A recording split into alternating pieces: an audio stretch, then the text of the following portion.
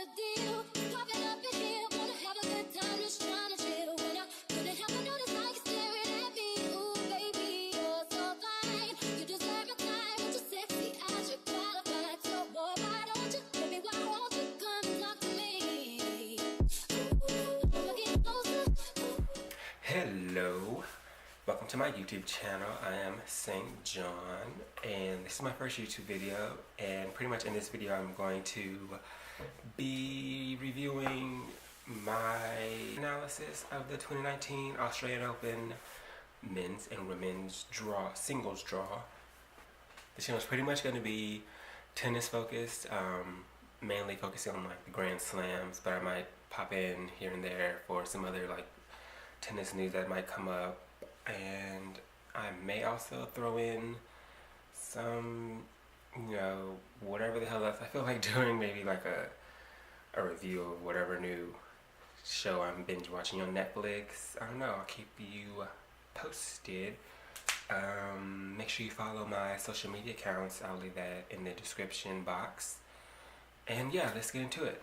Alright, so let's start off with the women's draw. In the top quarter of the women's draw, there's Halep, Venus, Serena, Kasatkina, Konta, Georgie, and Pliskova, all in that top quarter. So already know that motherfucker looks rigged as hell.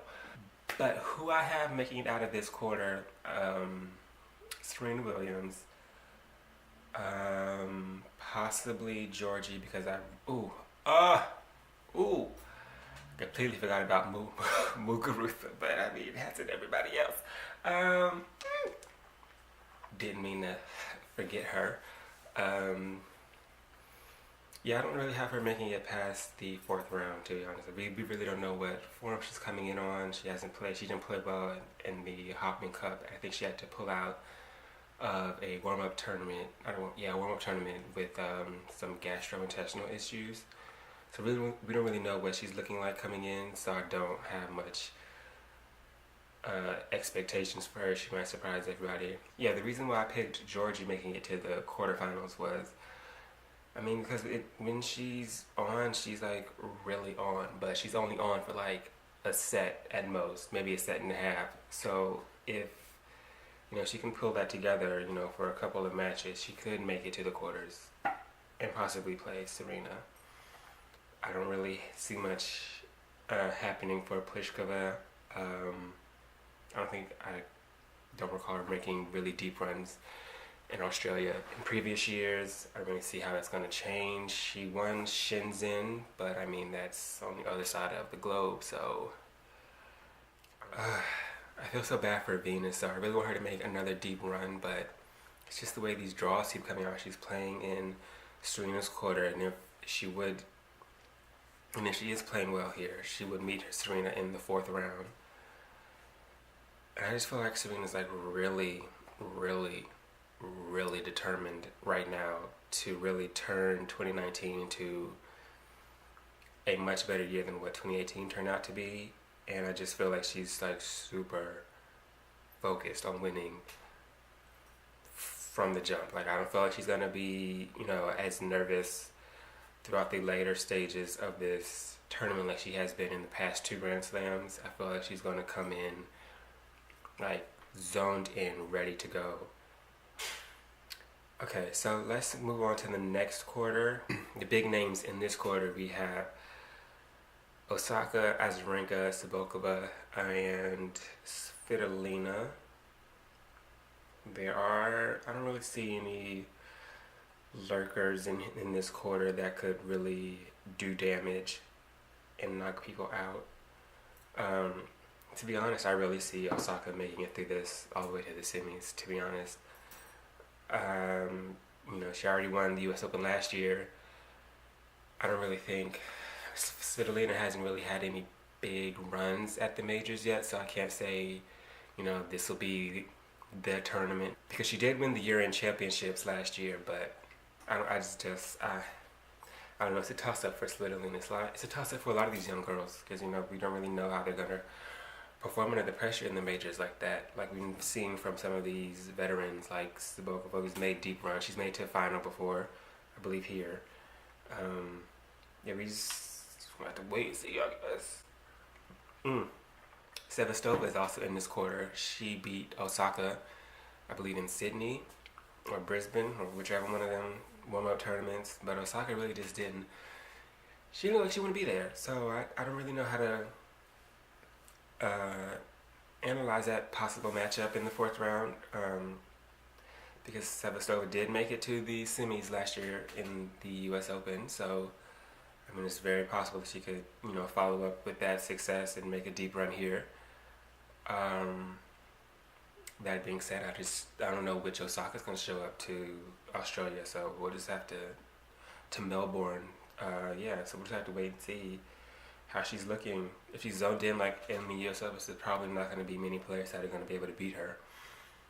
But if she has those off days like she did earlier this year, Sevastova could do it again. It could be somebody else. She just looks so dejected, like she just did not want to be out there. So the big names in this next quarter are Kvitova,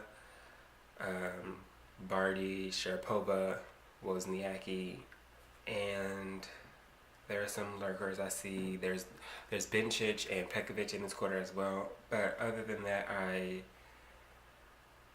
don't have any other top seeds making it into the quarters from here. I picked Pekovic and Barty because, Barty's had a really good back end over 2018 in the fall swing and the Asian swing of the tour. And she's had a pretty good opening to 2019. She beat... did she beat Hallett? I think she beat Hallett in Brisbane or Sydney, one of them, girl. I don't know. Pekovic has, she has potential to be a threat. Kvitova peaked right before a major again, so I feel like it's going to be same old Kvitova. She, played really well in these warm-up tournaments, but I don't feel like this is going to be her time to shine here in Australia. She's just not going to pull it together, I don't feel. And in this bottom final quarter, we have Stevens, Burtons, Georges, Garcia, and Kerber. There's really only two big names there, Stevens and Kerber, so this is really honestly their quarter to lose. If they don't play well, then whoever's out there to beat them will probably beat them, but this is probably the easiest quarter of the entire draw. Garcia has potential to make a deep run. Georges won Auckland, so she's had a very good start to the year. She could make a deep run. She was a semifinalist at Wimbledon last year, so be on the lookout for her. But I don't know. Unless Kerber just doesn't show up to play, she pretty much has a ticket to the final. We don't know what the hell Sloane has been doing in her off season to prepare for 2019 because she came in cold as a brick. I don't know what to expect from Sloane. I just don't. She's a conundrum. The players I picked out of this quarter to make it was Kiki Bertens and Julia Georges. So let's skip on down the road to the men's draw. I pretty much feel like this is Djokovic's tournament to lose. He played really good tennis at the back end of 2018, the back half of 2018. He's looking like very much vintage Djokovic out there. Let's see, his quarter there is Tsonga, Goffin, Shapovalov. There's Nishikori's also in this quarter. And some of the young guns, I said Shapovalov, and there's Medvedev, who I believe made the final. He played the final against Nishikori in one of these warm-up tournaments. So I think those are two players to look out for in Djokovic's quarter. If he's playing well, I don't see him losing before the final at all. But if he were to be slipped up, because he did lose to Bautista Agut in Pune, I believe it was Pune. I believe it was 3 sets too, but if he was, looking kind of scratchy like that, I put down that, Denis Shapovalov could be a threat. He could play him in the third round, so that I feel like that's a match to look out for. In this quarter, I have Nishikori and Djokovic making it to the quarters. To spice things up, to really make it interesting, I have it as Nishikori and Kopil.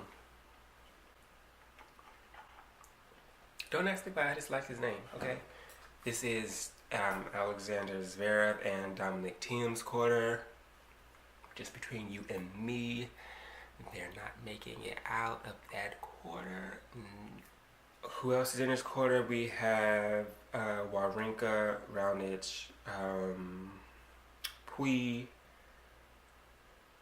and also Zverev's brother, Misha.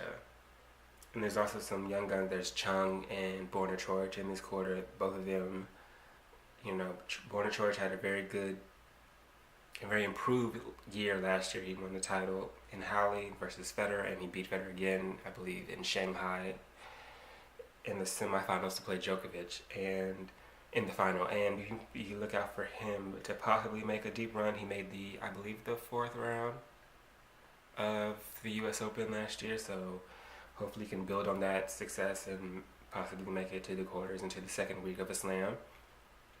I believe Chung was he was either a quarterfinalist or a semifinalist in 2017. So, look out for the young girl there, for the good sis Chung to make another run, because Zverev hasn't played his opening to 2019 very well.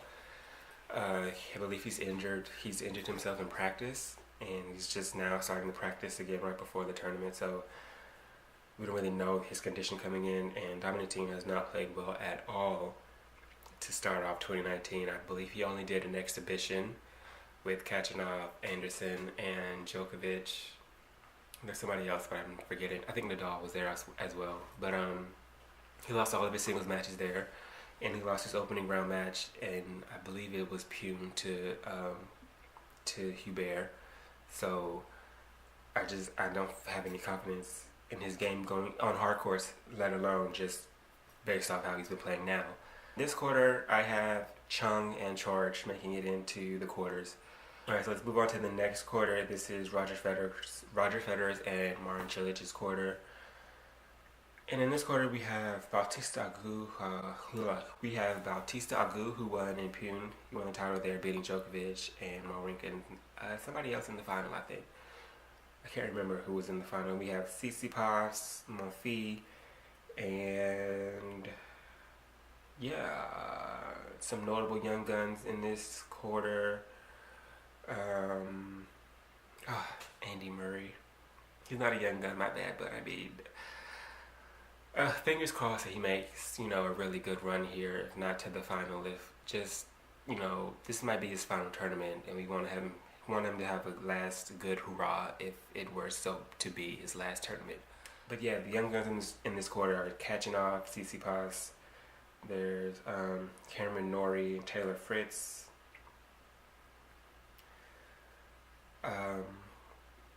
People have tried to convince me that Tennis Sandgren is young, but he doesn't look a day under 45, so we're not gonna. But we don't really know how Marin Cilic is looking. I believe he had an injury that kind of forced him to pull out of his warm-up tournament this year.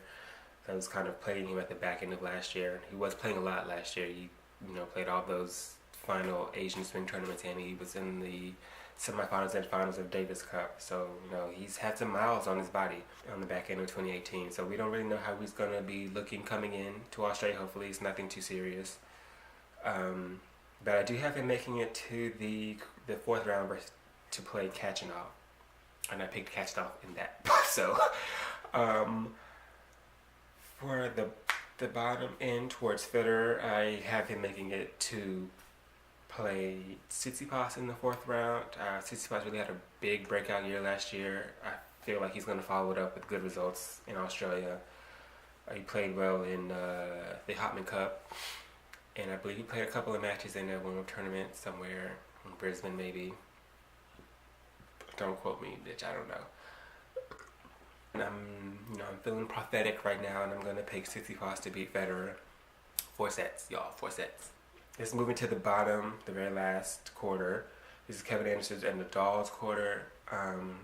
I'm picking Kevin Anderson all the way to make it to the semis basically. I don't really see anybody that could, you know, hinder him making it that far. He's been playing pretty good tennis. I think he's made really deep runs in the past 2 majors, if I remember correctly.